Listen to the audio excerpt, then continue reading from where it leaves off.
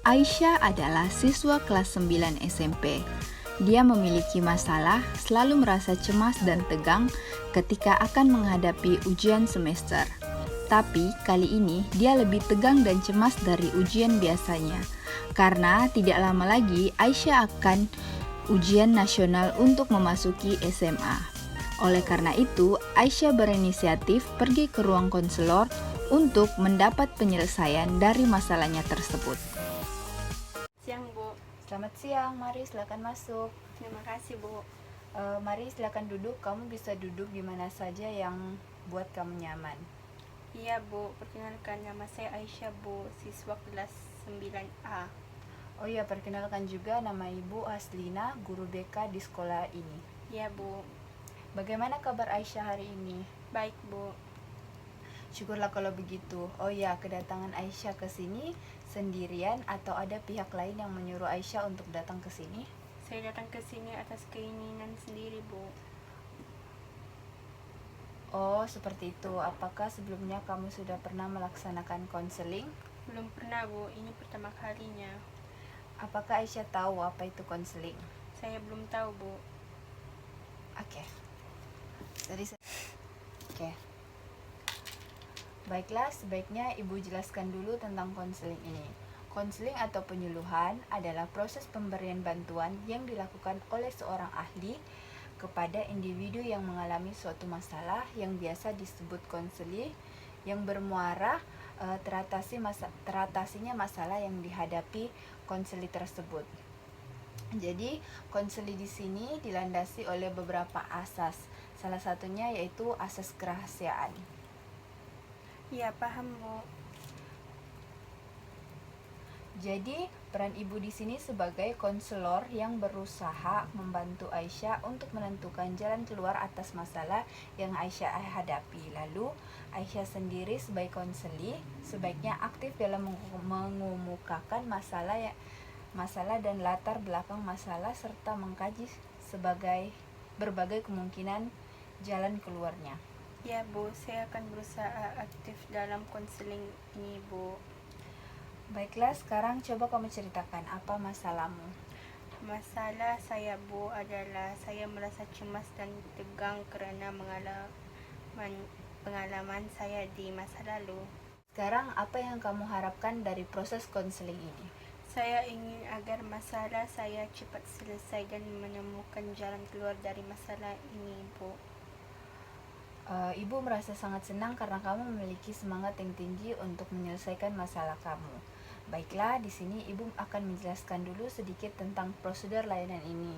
Jadi, layanan ini akan memerlukan sekitar 3-4 sesi pertemuan. Setiap pertemuan 60 menit. Ini tergantung juga pada keaktifan Aisyah dalam proses layanan ini. Jika Aisyah berperan aktif dalam layanan ini, maka akan lebih cepat juga kita menuju solusi. Apakah kamu setuju? Ya, saya setuju, Bu. Saya harap agar masalah saya ini cepat diselesaikan. Setelah kita menyepakati waktu yang digunakan, coba Aisyah ceritakan kepada Ibu apa yang mengganggu pikiran Aisyah selama ini. Jadi begini, Bu. Berapa minggu lagi kan saya akan mengikuti ujian nasional, tapi saya selalu merasa cemas dan tegang. Boleh Ibu tahu apa penyebab sehingga Aisyah selalu merasa cemas dan tegang? Begini, Bu. Ya, teruskan Aisyah. Begini, Bu, saya selalu merasa cemas dan tegang ketika ingin menghadapi tes ujian, Bu. Saya takut tidak berhasil, Bu.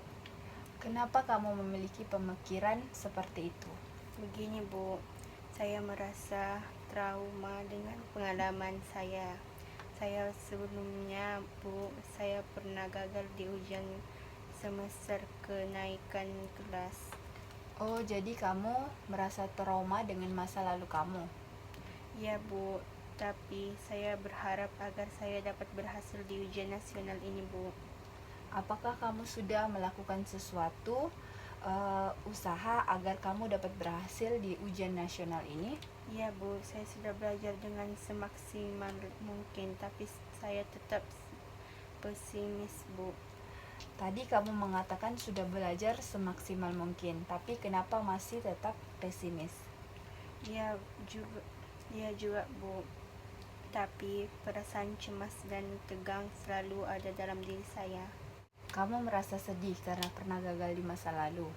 Saya benar-benar kecewa pada diri saya sendiri. Pertama, saya dengan masa lalu saya, sehingga saya merasa cemas dan tegang jika ingin menghadapi ujian tes.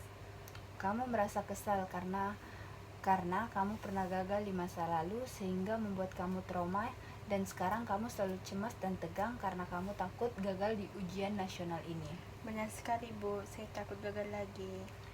Kamu merasa ragu-ragu akan kemampuan diri kamu sendiri karena kamu mengira kamu akan gagal pada ujian nasional ini. Benar, Bu. Perasaan ragu-ragu kamu adalah wajar, tapi jangan sampai perasaan itu dapat menghambat kita untuk terus maju.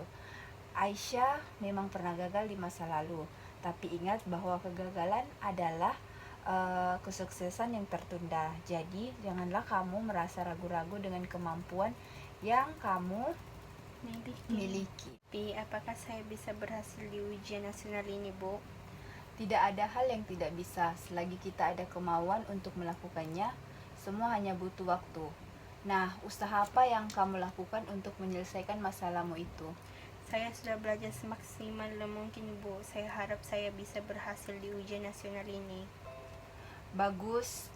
Apakah kamu merasa senang jika kamu dapat berhasil di tes kali ini? Tentu, Bu. Saya sangat senang, apalagi kalau nilai-nilainya bagus. Bagus. Sekarang coba kamu simpulkan apa masalah yang sedang kamu alami sekarang. Saya selalu merasa cemas dan tegang, Bu, sehingga dapat mengganggu konsentrasi saya dalam menghadapi ujian, Bu. Kamu merasa sedih karena berbagai hal telah mengganggu konsentrasi kamu dalam menghadapi tes ujian nasional nanti? Iya, Bu. Kamu merasa frustasi karena kamu tidak tahu lagi apa yang harus kamu lakukan? Benar, Bu. Kamu merasa stres karena inisiatif telah hilang? Iya, Bu. Baiklah, kalau begitu, terlebih dahulu kamu hendaknya dapat menetapkan dengan jelas tujuan yang ingin kamu capai dalam merumuskan tujuan ini. Kamu harus mempertimbangkan siapa saja yang terlibat di dalam permasalahanmu ini. Yang terlibat hanya diri saya sendiri, Bu. Benar sekali. Lalu apa yang kamu lakukan untuk mengatasi masalah kamu ini? Saya harus dapat menghilangkan perasaan cemas dan tegang yang ada pada diri saya, Bu.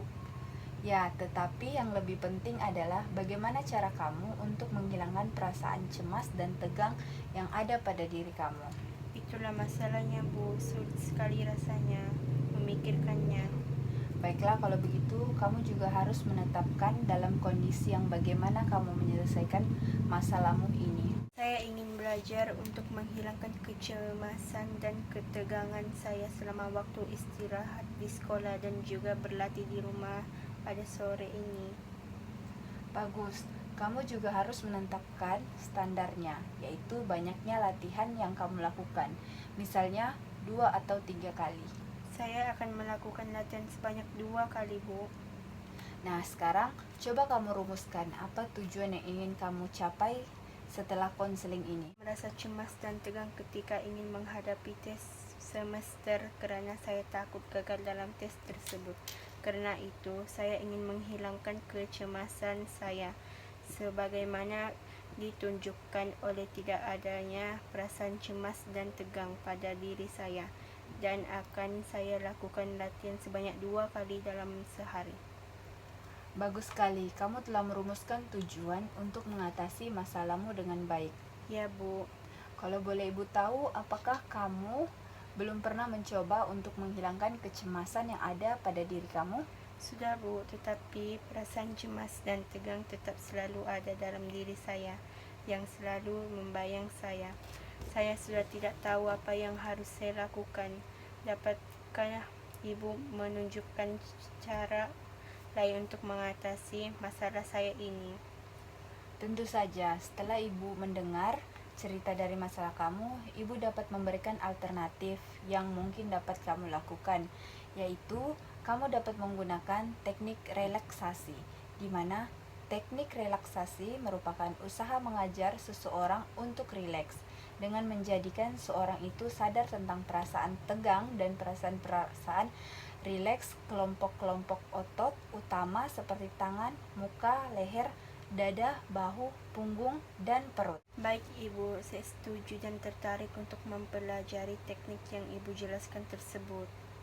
Baiklah, karena kamu sudah tidak sabar untuk melakukan latihan, maka kita akan memulainya sekarang. Pada dasarnya, kita belajar menguasai tegangan badan kita. Beberapa orang dapat menguasainya, tapi pada tempat tegangan, biasanya badanmu akan lebih tegang.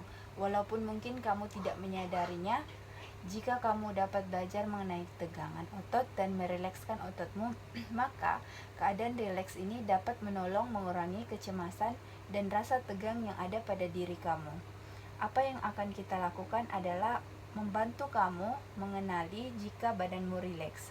Dan jika badanmu tegang, dengan sengaja menegangkan dan merilekskan kelompok otot yang berbeda dengan dalam badanmu. Kita hendaknya mencapai pada titik di mana kamu dapat mengenali sensasi-sensasi yang berarti tegangan dan menggunakan ini sebagai tanda pada dirimu sendiri untuk rileks. Apakah kamu sudah mengerti? Ya, saya mengerti Bu. Apakah Ibu akan mengatakan pada saya tentang bagaimana melakukannya? Ya, tentu saja. Pertama-tama, saya akan menunjukkan kepada kamu sehingga kamu dapat memahaminya.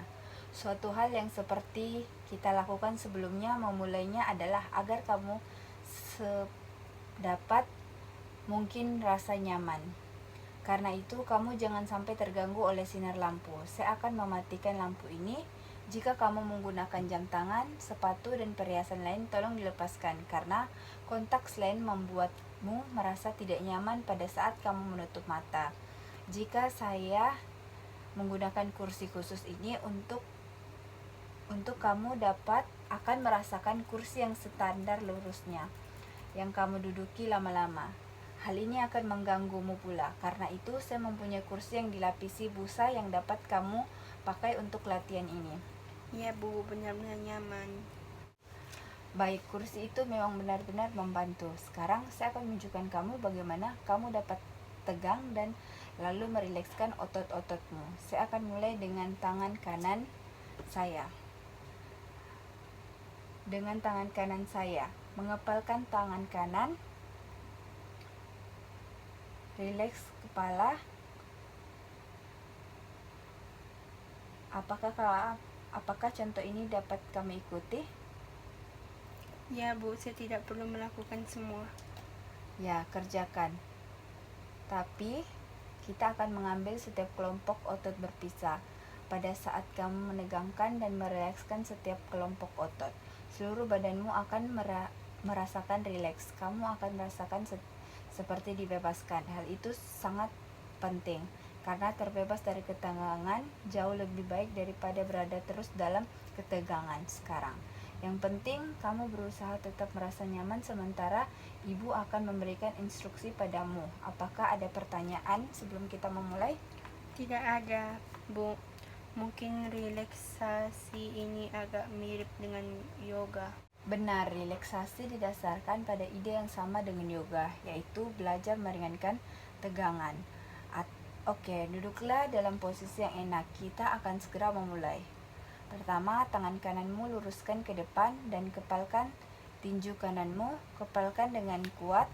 Rasakan ketegangan pada lengan bagian bawah tanganmu. Tahan selama 5 detik. Sekarang, buka dan kendorkan tanganmu secara perlahan. Rasakan perbedaan antara tegang tadi dan rileks sekarang. Sekarang kita akan melakukan hal yang sama dengan tangan kirimu. Luruskan ke depan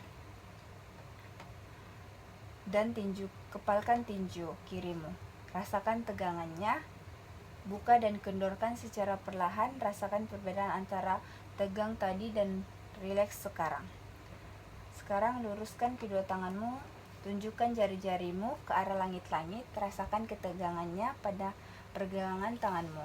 Tahan selama 5 detik. Sekarang kendorkan.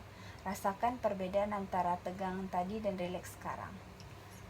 Sekarang luruskan kedua tanganmu dan tegangkan telapak tanganmu ke atas. Kepalkan dengan kuat. bahwa ke arah bahumu. Rasakan tegangan di otot. Tahan selama 5 detik. Sekarang kendorkan. Rasakan perbedaan antara tegang tadi dan rileks sekarang. Baiklah, sekarang kita akan pindah ke arah bahu. Angkat bahumu sampai telinga. Rasakan ketegangan dalam bahumu itu. Tahan selama 5 detik. Sekarang kendorkan bahumu. Rasakan perbedaan antara tegang tadi dan rileks sekarang. Apakah bahumu sudah rileks? Ya benar, merasakan tegang dan tidak enak. Sebaliknya, setelah rileks saya benar-benar merasakan kenyamanan. Baiklah, kalau begitu tadi keberatan kita akan bertemu. Baiklah, kalau tidak keberatan kita akan bertemu lagi di sini pada hari dan jam yang sama untuk membicarakan pengalaman kamu selama berlatih di rumah. Baik Bu, terima kasih. Assalamualaikum. Sama-sama, waalaikumsalam.